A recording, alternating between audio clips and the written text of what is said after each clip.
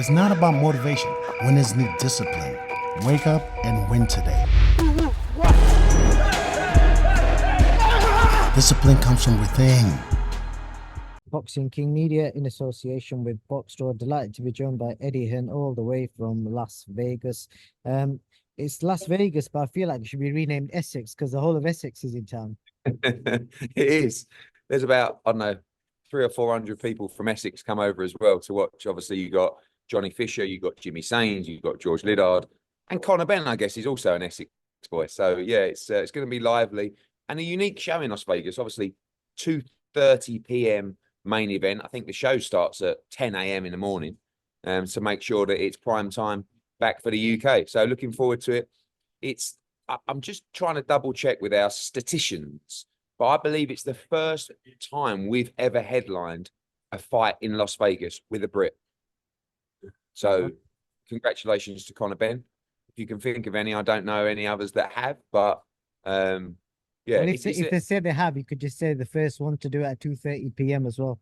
Exactly. Yeah, I like that one. And from Essex as well. So we can add a few things on. But as far as I'm aware, the first time a Brit has ever headlined in Las Vegas under my promotion. And it's a massive moment for him. Like, we didn't expect it to happen this way, but you know, it's a very major moment in any international fighter's career to headline on the Las Vegas Strip. Obviously, that time will suit the UK audience, but how will that fare with like the US people who, you know, the ones who turn up to buy tickets and all that kind of stuff? Yeah, I mean, the venue only holds, I think, like 3,000 or up to that, which is going to be all pretty much sold out. So it's not easy, in all honesty, for, you know, it's like doing a show at the O2 with the doors opening at 9 a.m. Yeah, it sounds quite, yeah, exactly. So, but, you know, obviously we know Conor Benn is a huge draw. He does massive numbers in the UK. So DAZN wanted to make sure that it was prime time for UK audience. I'll start with Conor. I saw an interview of him the other day where he obviously broke down and talked about, you know, I know he's mentioned it before where he felt like he wanted to end his life when he was going through obviously all the troubles of this case, etc. Obviously that was only like a day or two ago. Is he still in the right mind frame? Obviously, yeah, I'll be honest with you. Like, I don't like to see that on fight week. It's very difficult because he's such an emotional guy all round, like literally to the point of sometimes I'll see him and I think he wants to fight me. Do you know what I mean? Or anyone. Like, he's just, and you know, when I saw the interview, I knew he was doing aerial, but I didn't expect it quite to go that deep. And you know, I actually watched the interview with some of his teammates who were pretty upset about it as well. Like, it, you know, when they know him as well as they did, and you know, one of them said that he messaged him every day to make sure that he was okay because he was really worried about him. And you know, I don't think that kind of emotion on fight week is ideal. But to be honest with you, like, that's really the situation he's in. I don't think he can escape what happened or how he felt. I don't think it's great to keep talking about it, especially when you're preparing to fight. But it's something that's really carried with him for nearly 2 years now. I mean, you know, we're February now. In a couple of months, it will be 2 years since this happened, and it will probably never go away, in all honesty. And I think that the one thing that the strength that you can take from it is it would have made him such a stronger character going through this. And I know he'd much rather never have gone through this, but I truly believe that sometimes things happen in your life to prepare you for things in the future. And maybe this is part of a plan. You know, maybe this is preparing him for something later on in his life that he'll deal with better or he'll overcome easier. I don't know. But, you know, that's just sometimes how I think of things. And every time you go through a hard period, you're learning and you're changing as an individual, and you're preparing yourself for other things that will come in life that you might deal with better. So everybody has to come over adversity. He's unfortunately was in the public eye.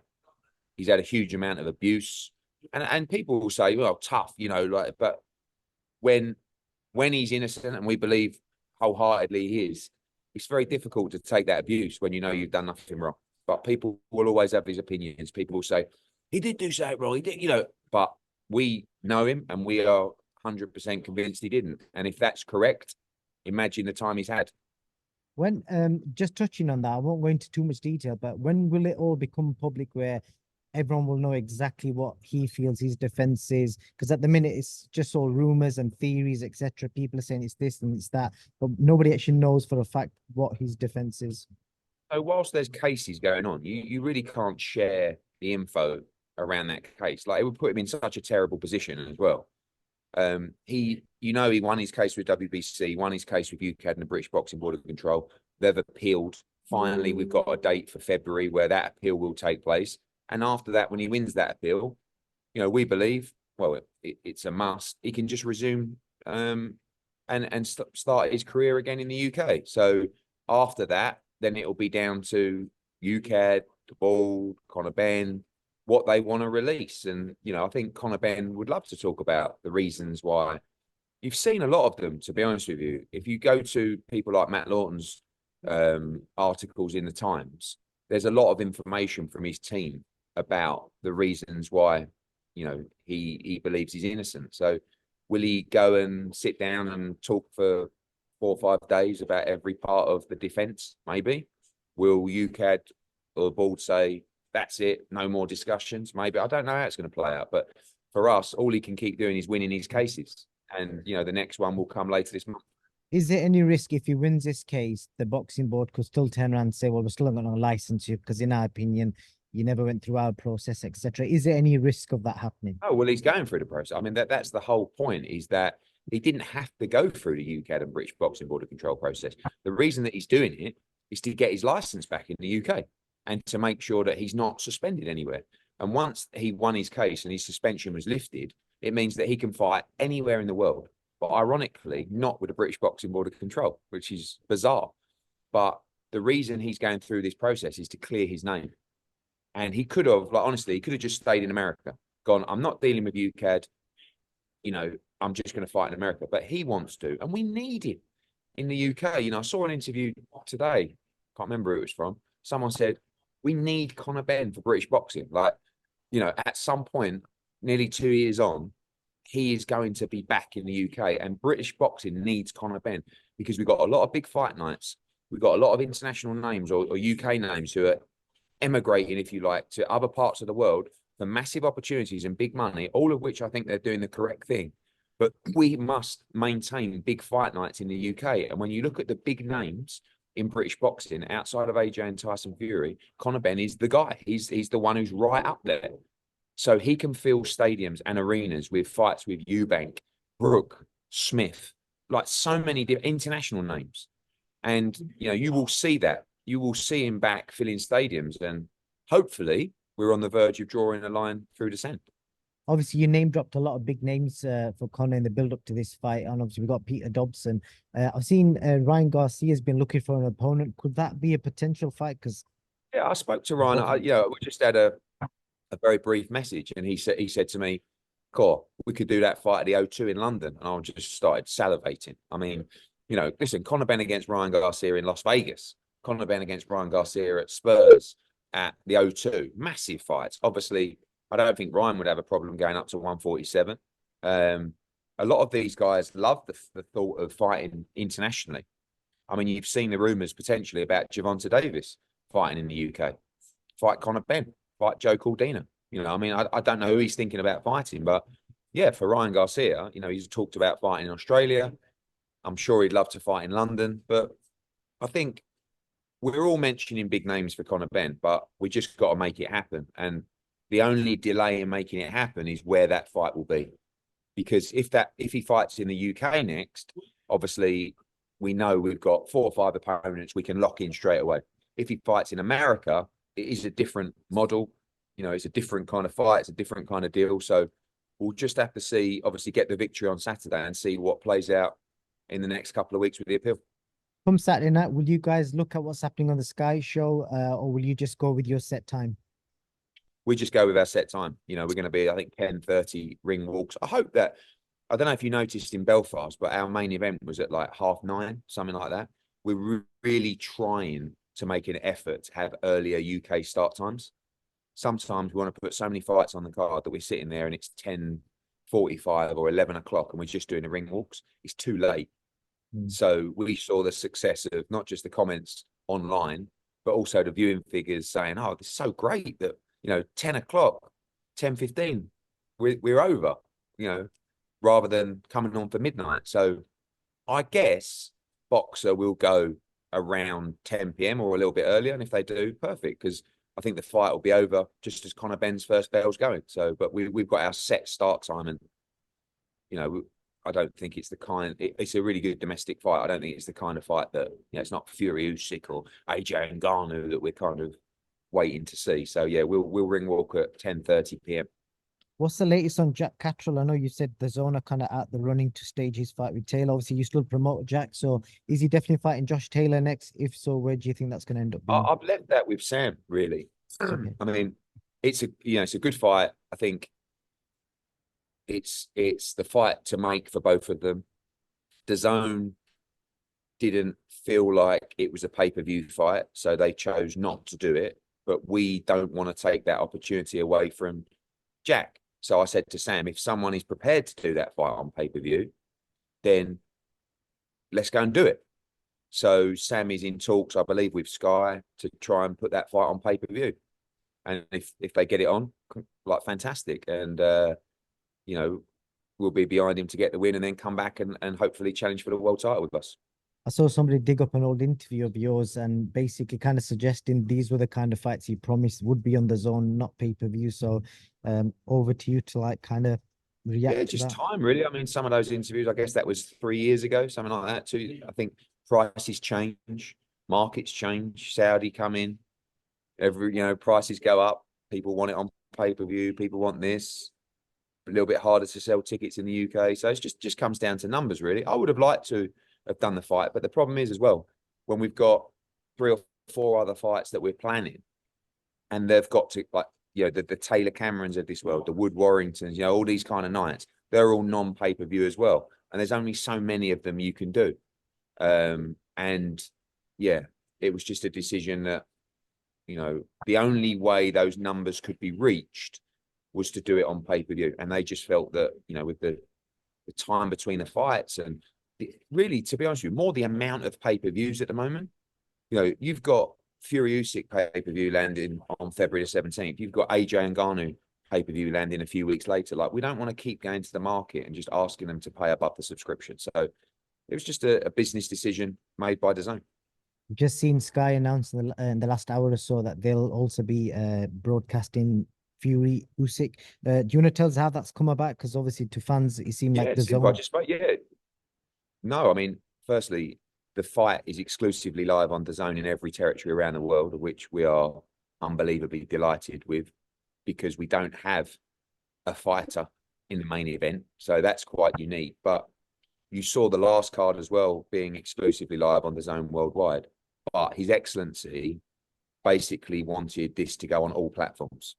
So as the undisputed fight, he wanted this to go as wide as possible in terms of reach. So he gave the instruction to his team, and obviously, I spoke to George Warren then, to go out and, George would speak with Sky, with DAZN. Obviously, we're on our side as well with BT, and that was a request of His Excellency to make sure that every platform has this fight. So I like it. I think it's really good. I mean, selfishly, I'm over the moon that DAZN have got Fury Usyk, because it's the biggest fight of the year. But I think it's good that it's also on TNT and Sky and on various platforms. I'm not sure who's doing the host production. I mean, I do know, but I don't think it's my line to say. But yeah, I think it's fantastic for boxing. But fans will be wondering, why couldn't this not been done years ago? And everyone seems to be just working together, jumping in bed together now. Why didn't this happen years ago? Because it's taken someone to come in and say, this is what I want. Don't forget as well, they're paying for it, right? So they have the right to put the fight wherever they want. Obviously, if I'm promoting the fight, I put the fight exclusively on DAZN. If George is promoting the fight, he puts it exclusively on TNT. But this time, obviously the promoters that are involved are Queensbury and Gold Star and Matchroom, because we've got some fights on the undercard. But obviously March 8th, Matchroom, Queensbury, Gold Star. And it doesn't really matter what we want. It's what His Excellency wants. And what he wants is that this fight goes as far and wide as possible, and that the eyes of the world are on Saudi Arabia on February the 17th. So, you know, in his mind, it's a no-brainer to put it on as many platforms as possible. Now, obviously, because he's paying for the fight in that model, financially, those decisions are down to him. We're not affected by that financially, and nor are the fighters. He owns the rights, and it's down to him where the fight goes. And you know, you've seen, although the fight is exclusive as well on the it's on DAZN in America, it will also be on ESPN and also other platforms where he thinks the viewership will help increase and they can get the biggest audience as possible for boxing. So you're right, it does make common sense, but it's just taken someone to come in without a position. Do you know what I mean? Without an interest. He has no interest in Sky, he has no interest in TNC. Obviously, you know, DAZN's a little bit different, but really, he's like, I'm not bothered about who gets this, who gets that. All of it. Let's get the numbers as big as possible for the biggest fight in boxing. Last two, Eddie. We saw, you know, His Excellency's managed to get yourself and Frank Warren working together. I know yourself, some boxer, and Ben Shalom have got legal issues and all sorts going on in the background. But do you think there's a future where maybe you guys could work together as well? Yeah, for sure. I mean, look, again, we talk about how did this all happen? It happened again. You know, I know people keep saying His Excellency, but he made it happen. So he said, I want the two biggest promotional companies in the UK, like that history of battle, to come together in a massive event. So if he turned around to me and went, I want Matchroom to face off against Boxer, oh, no problem. But his focus is on Matchroom and Queensberry because we are the guys that are working in Saudi Arabia at the moment. And I'm sure in time, Boxer will have a fight on the card or a main event, you know, and maybe it all comes together. So absolutely no problems taking on any other promotional rivalry. But I will say the noise behind Matchroom v Queensberry is actually probably bigger than any fight I've ever promoted. And my call with George 20 minutes ago was to say, next week, let's get together in London. Let's start putting some meat on the bone around these matchups. And we know the date now. And the weight classes will be worked on and announced in the Fury and Ngannou fight week. And it's going to be huge. That's my last question. So what is the date? Because I think June 1st has been mentioned, June something. And also, have you dropped any names, either party? Yeah, loads of names. I mean, the date will be announced shortly. June is the target for that. But there will be 2 weight classes from Matchroom, 2 weight classes from Queensberry, and 1 weight class from His Excellency. Oh, wow. So once you get a weight, this is the fascinating part. You know, George could turn around and say, I'm going light heavyweight and I'm going Anthony Yard. It's then down to me to find my best 175 pounder that's willing to take on Anthony Yard. And I will turn around and I will go, I don't know, 168 pounds, Diego Pacheco. And you will turn around and find your best 168 pounder. And then His Excellency may turn around and say, heavyweights. And George may go, Dubois, Joyce, whoever, and I will have to use one of my heavyweights. Or, and this is to be discussed with George next week, is there a transfer window? Do you know what I mean? Can I go out and sneak a little big signing in? Because I think the way that we should do it, and this is just me talking openly with you about the format, how good would it be at the presser if we didn't actually know, right? As in myself and Queensberry. We just knew the weight classes. So you turn up and you go, right, you know the weight classes, but the fighters will be announced on the dais at the press conference. So there'll be a little grid and it'll say light heavyweight, super middleweight, heavyweight, whatever, blah, blah, blah. And George will stand up and go, my pick for heavyweight is, you know, blah, blah, blah. Deontay Wilder. And I'll go, hold on a minute. You don't even have Deontay Wilder. Where you pulled him from, you know? And I'll go, I don't know, it's Justice. It could be anyone, you know, or it could be like, I turn around and I go, my pick for the welterweight division is Conor Benn.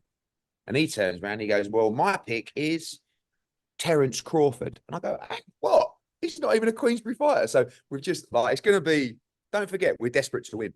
It's very friendly, but we're dying to win. So it's going to be amazing. fantasy boxing. Well, I look forward to Yeah, it, it's Eddie. very And much are what it is. you going to be in Riyadh for Fury Usyk?